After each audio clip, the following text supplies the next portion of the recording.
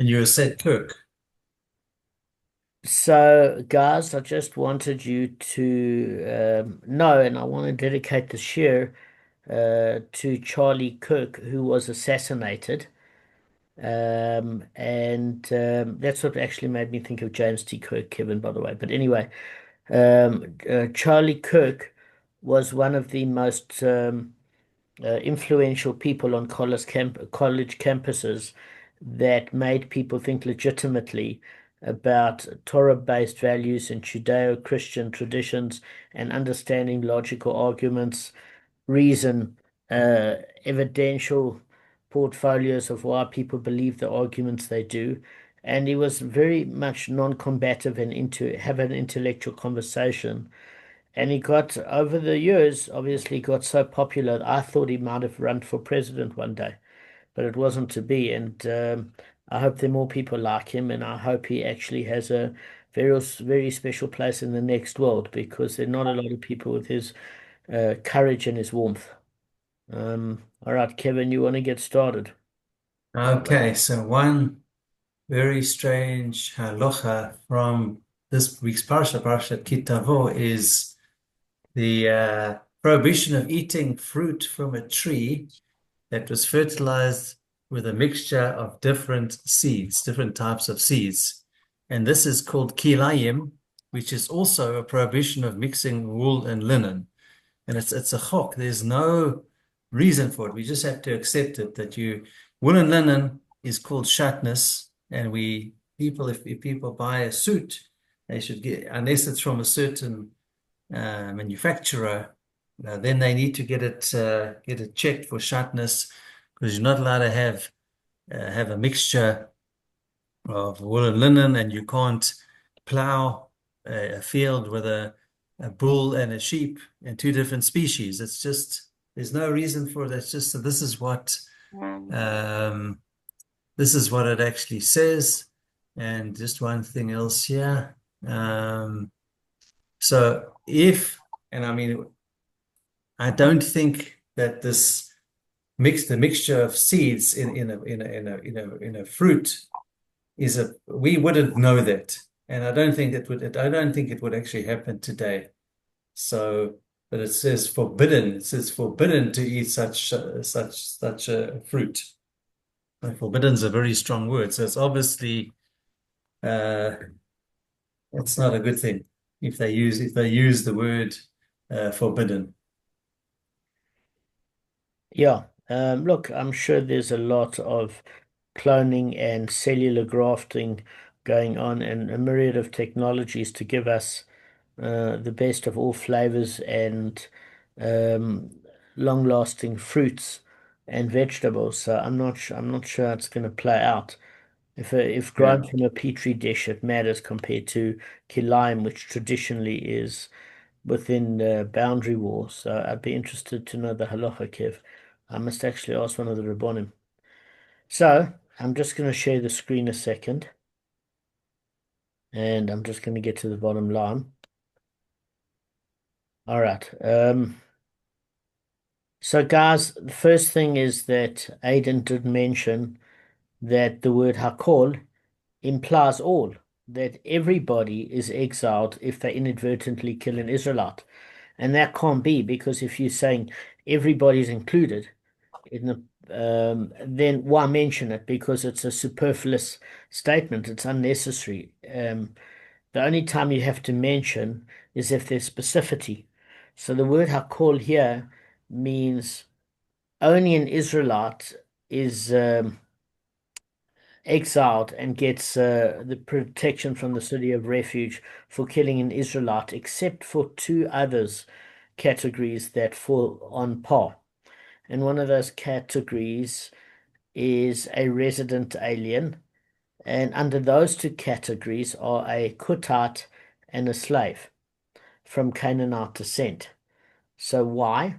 They actually fall under one category, which is a resident alien.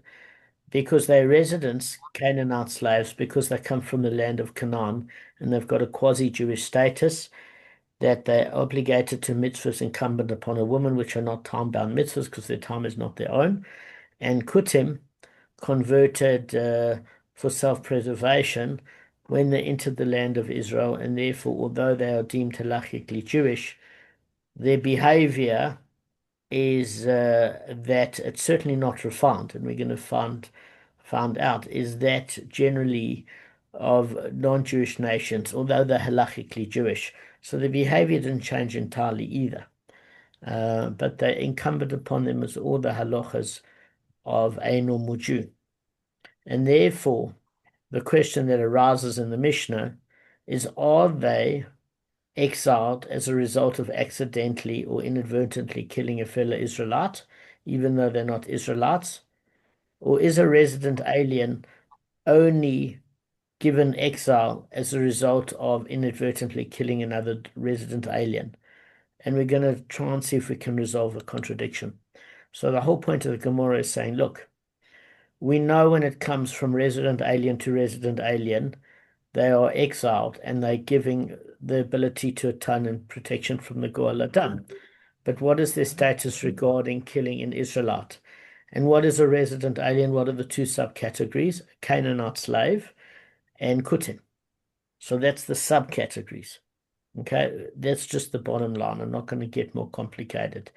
So in the Mishnah, it's a question. In the Gemara, so basically in the Mishnah, it's inferred. In the Gemara, it's taught explicitly. And it says a slave or a kutat is exiled and receives lashes as a result of what he did to an Israelite.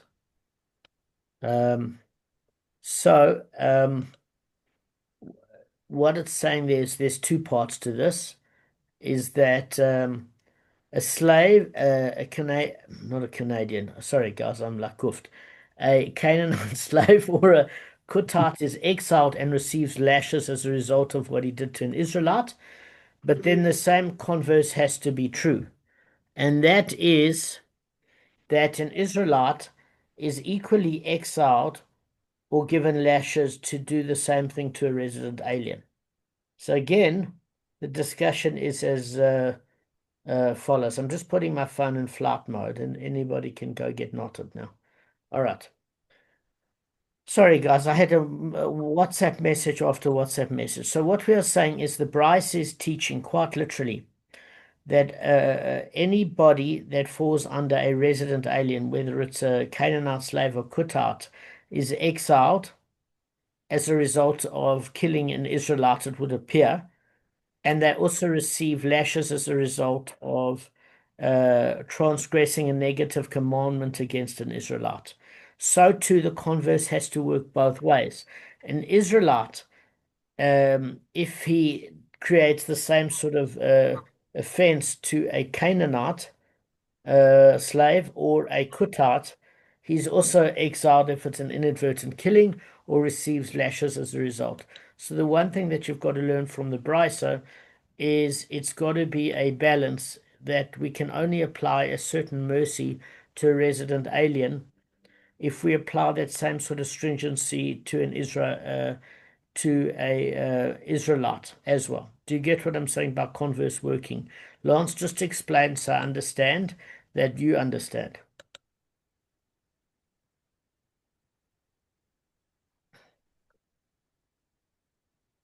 Lance? Yeah, Yeah, explain. basically, so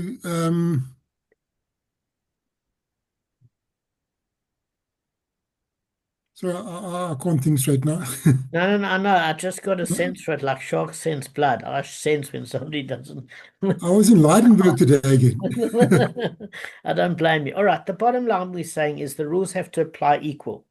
So whatever leniency a Canaanite slave has and Kutim under the auspices of resident alienship, where an idolater would be killed, since they are quasi uh, Jewish and the one is fully Jewish and the one is residing in Israel itself, then in that particular case, and the other one gets to reside in Israel, in that particular case, if they're going to receive the benefits that Israelites would, in other words, not getting killed for an inadvertent killing, then they have to share the same responsibilities.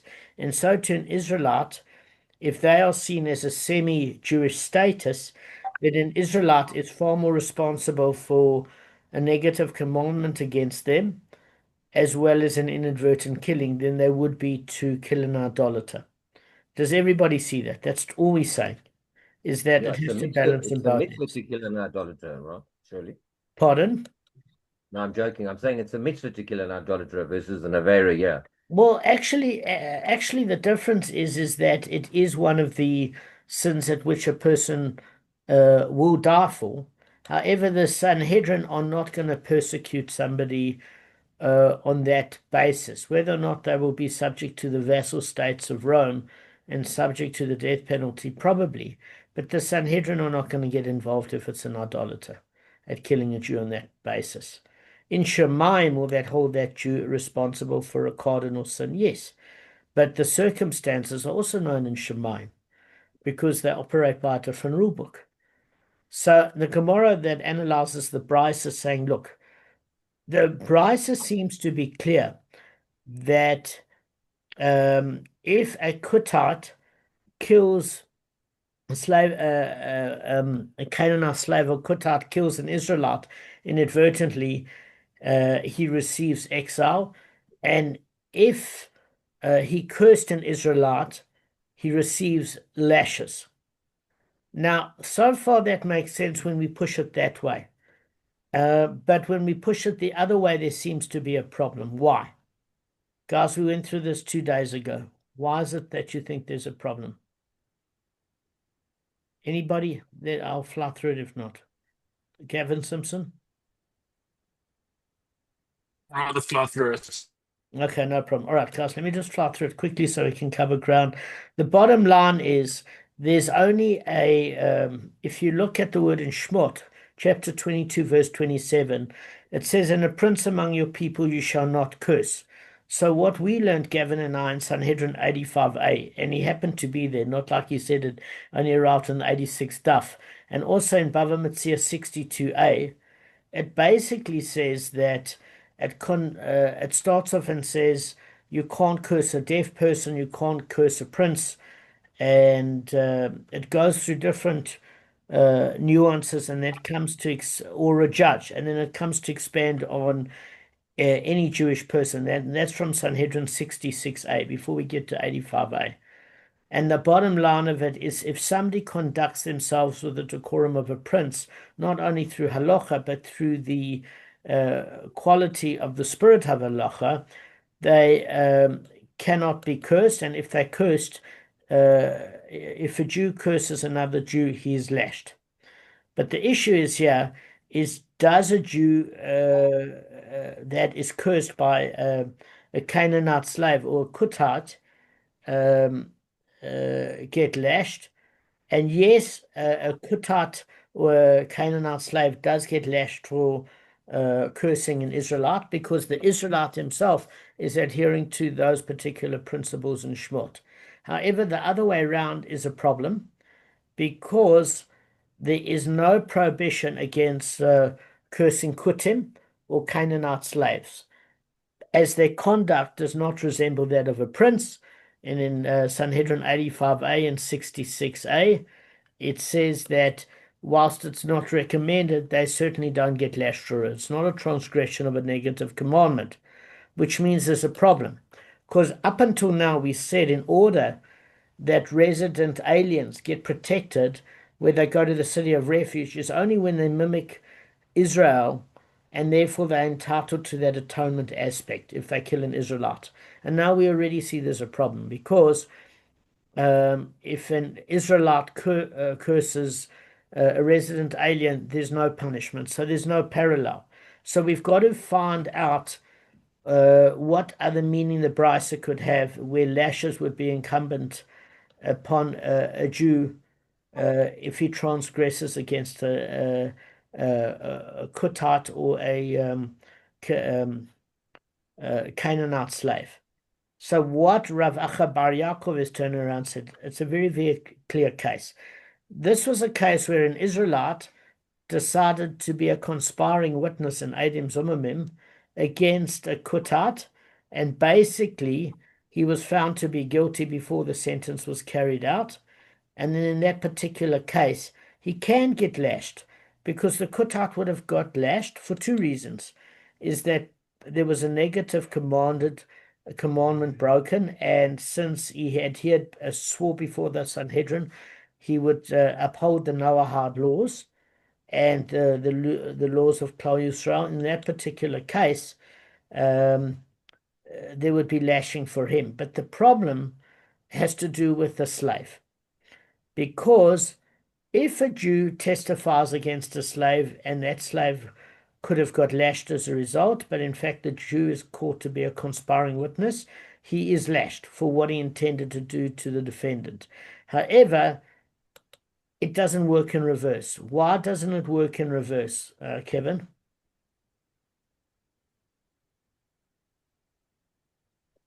Say that again, please. Why doesn't it work in reverse when we look at Edim Zomimim? That if an Israelite testified against Kutim or against a Canaanite slave, and he's caught to be an Eid Zomim, a conspiring witness, he gets lashed, and we know why, because the other person would have got lashed had the sentence been carried out. And number two, we've also said when a reciprocal penalty can't be applied, the default position is lashes. Either way, that Israelite gets lashed. So it works with regard to a Kutite, because the Kutite, if he testifies against an Israelite and he's caught to be an Eidim Zomimim, conspiring witness, he himself gets lashed, um, exactly like the Israelite. Why doesn't it work for a slave? If a Jew curses a slave, No, we're or not a talking slave about curses a cursing. Jew. We're saying there's a I don't. problem I already. can't. Okay. So what I'm saying is, guys, There's too much information for me all to right. absorb. So Yeah. step number one is that we see the Baraisa wants to say that the exiling and the lashes apply to a resident alien, which is both a Canaanite and a slave, the same as it would apply to an Israelite. That's thrown out of the water, because we know now that if an Israelite curses a Kutim, or not necessarily a Canaanite slave, but it brings in specifically with the Kutim that their behavior, you could say a slave behaves very, very well, and that particular person is an individual, but as a culture, the Kutim were known as uncouth. That's where the term Kutim comes from, uncouth, meaning their derech eretz was shocking. And therefore, it wasn't out of line to curse them, because they would have irritated you greatly in terms of their level of conduct, not about their halachic adherence. You have many people that keep laws but are shocking human beings, and therefore there's no prohibition to curse them. So then it doesn't work. If it works that you curse an Israelite and you get lashed, you should be able to curse a Canaanite or a slave or a Kutat, and then yourself as an Israelite be cursed. It doesn't work that way with a Kutat specifically. With a Canaanite slave, it might, because of that individual's conduct is decent, because he would act almost like a prince amongst his people. But Canaanites were uncouth. That's what kutim. That's why the word came from each other. So therefore, lashes can't apply from a cursing perspective. So now what happens is the Gemara is saying, well, what other way can it be that an Israelite could be cursed for damaging both a Kutat as well as a Canaanite slave? And that is in the case of Eidim Zomimim, according to Rav Achabai Yaakov, who said that if an Israelite is caught out to be a conspiring witness, he's lashed. Just like it would be a case where a Kutat testified against a Israelite and was caught out, he's lashed. So why doesn't it work in terms of a slave? Can anybody answer? Yeah, because it's a slave can't be a Eidim Zomimim. Exactly. This is what Aidan and I discussed the other day in the shir. He said, are they not allowed to testify because they're quasi-Jews in terms of positive mitzvahs and no time-bound mitzvahs, because it equates to a woman in terms of parallel, or is it a different reason that their time is not their own, and that perhaps we said they're biased, and therefore their testimony, because they're not independent individuals, cannot be acknowledged, and not because they parallel a woman in terms of mitzvah observance. Aidan, do you remember the question? Remember you said that? Yeah, that was I think I asked that yesterday, right? No, 2 days ago. So what? Not 2 days ago, 3 days ago. Before, when did you have jiu-jitsu? On That was Monday. 2 days ago. Okay. It wasn't yesterday. I Tuesday. think we brought this Yeah. thing first up on Thursday, as far as I know. Do you get what I'm saying? It's Could an have been. introductory issue. Yeah. Because it wasn't yesterday's session, and it wasn't the session where you never appeared. We're already on Thursday. So the point of it is that a Canaanite slave is out of the equation because he cannot provide testimony.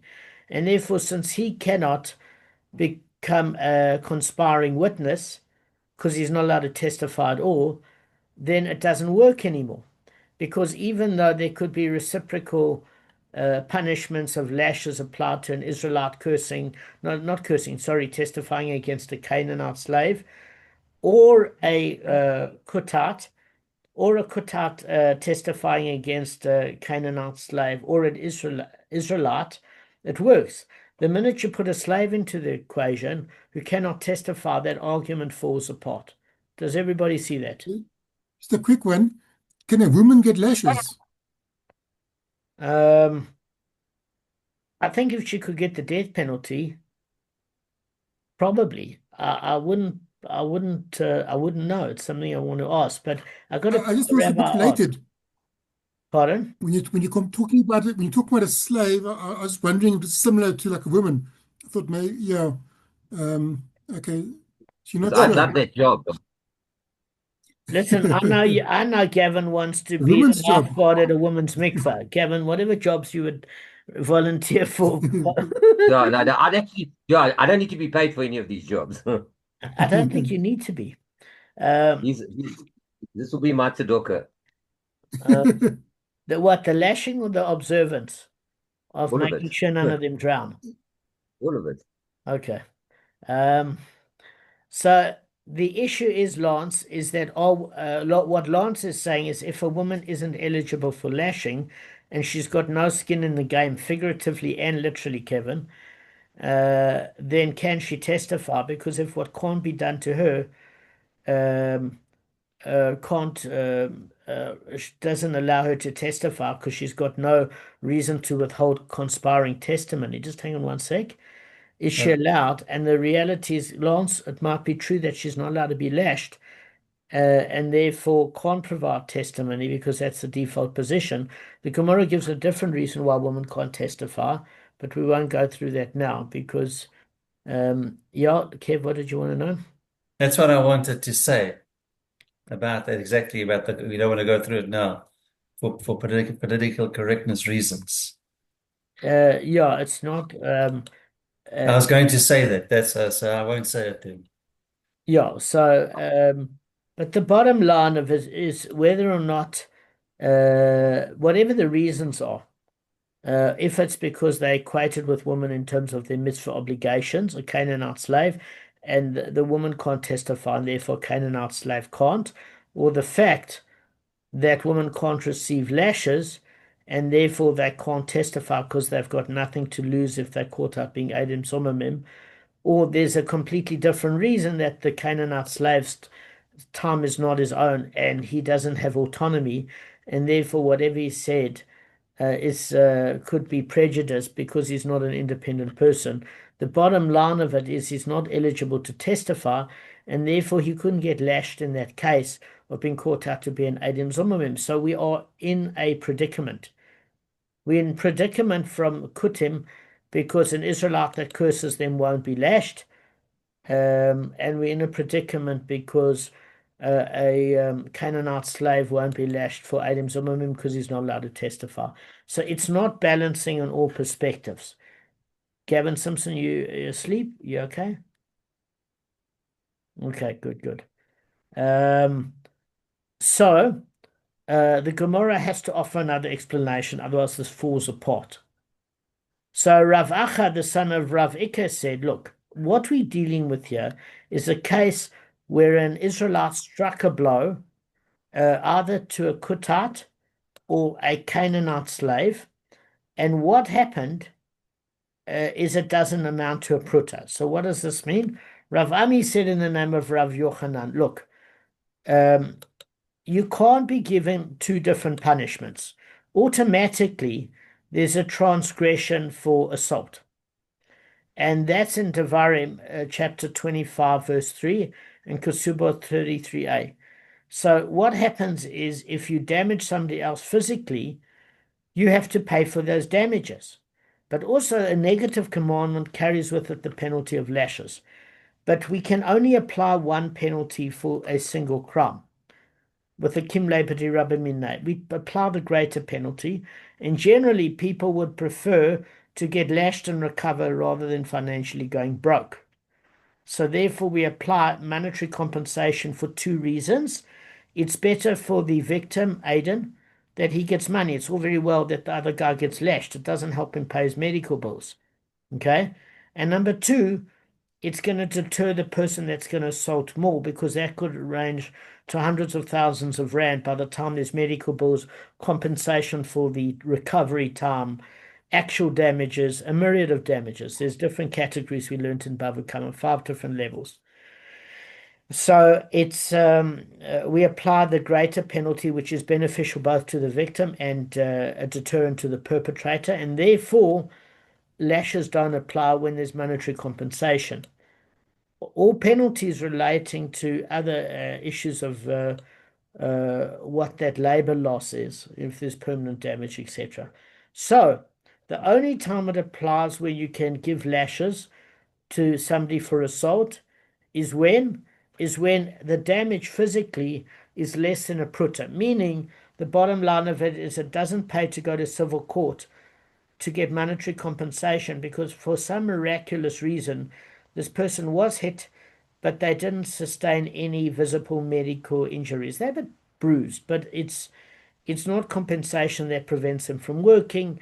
There's no medical bills. It's a bit of a scruff up. So then the courts would administer lashes. And we're saying in that particular amount, in that particular crime, it doesn't matter if an Israelite assaulted a Kuttite or assaulted a Canaanite slave. Either way, he would have to pay. And what's the proof that he'd have to pay? If you have a look at this rule, if there's actually if you kill a Canaanite slave, there is actually a death penalty for sure against an Israelite. There is a death penalty if it's not an accident but a premeditated murder. Okay, so we're going to go through where that is, but for now, for sure, if you assault somebody, even that's not Jewish, you'd be given lashes if the payment was below the minimum amount. So then we've got a bit of a problem, because we learnt in Sanhedrin is that in Sanhedrin we had this whole argument. Gavin, do you remember that argument in Sanhedrin? Well, before my time, man. No, it was in your time, but you obviously had a lot to deal with. I'm going to put it through that. Oh no, Gavin got a clause. He said he only joined in Sanhedrin 86. So we always give the Jew a benefit of a doubt. I know it was before, but I must be wrong. So Sanhedrin 85b, there's this opinion, is hitting equated with cursing, etc. And what does that mean is that there is no, this is where it breaks down in Sanhedrin, is a Jew doesn't receive Makkos, lashes, for cursing a non-observant person. He's exempt. But for sure, he would get lashes for hitting a non-observant person. And that proves in Shemot chapter 21 verse 16 that hitting and cursing are not aligned with each other, because it doesn't matter the religious observance of the victim. It might be one thing to say that this person doesn't adhere to a moral code and therefore you curse him and you're not going to get lashed for it, but it doesn't mean you can assault him, whether it's a secular Jew or a from Jew, and therefore it's not equated. So that's where what do you call it? That's where the cursing thing falls away, and that's why Rav Ami said in the name of Rav Yochanan, we actually have to talk a case of assault, and you can't equate the laws of hitting with cursing. So even though an Israelite does not receive lashes for cursing a Kutat or a Canaanite slave, he's nonetheless liable for striking him. Is that fairly straightforward, guys? Yeah. Can I just ask you to repeat that Sanhedrin part? Sorry, I was a bit goofed as well. Just that part, the only part I missed. Okay, so Gavin, when we learned at Rav Simcha Steinhaus' house in 85B, it wanted to say that cursing is equating to hitting. And why is cursing so serious? Is if one curses with Hashem's name, a parent, it's a death penalty. So, you hit a parent, and you bruise them, it's a death penalty. So if they're both death penalties, Sanhedrin said, well, maybe they're equal. And where the argument fell away when we were learning at his house is it said, but it's not true. Because you don't get lashed for cursing a non-observant person. You ticked off. You basically, the oak's got no moral code, doesn't listen to the Torah. It's not like today where you can have somebody that's not observant and is actually a decent person. In those cases, if guys figures, well, why do I have to play the game? Because who says that your form of morality is the correct form of morality? I've got my own rules of morality. And therefore, you could be frustrated enough to curse, and then you don't get lashed for it.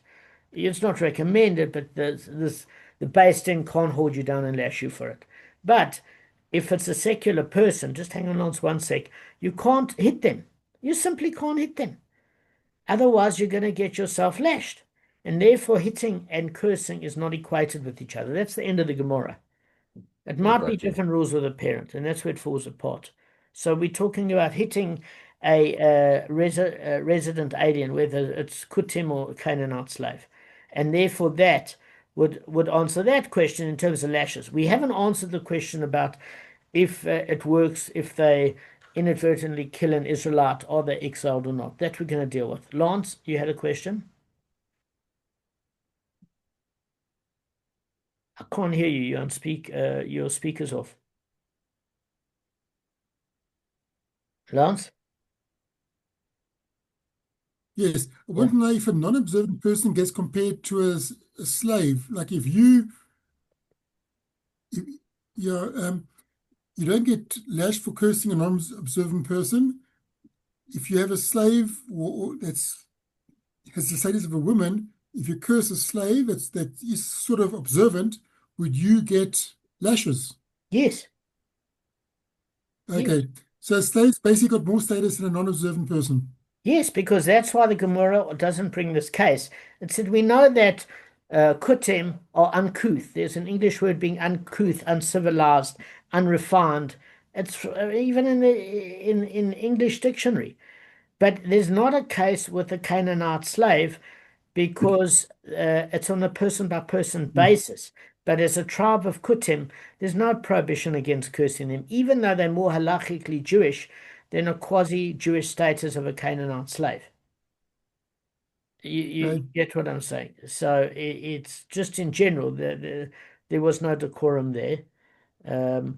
Does guys, by the way, I'm just going to unpause the recording.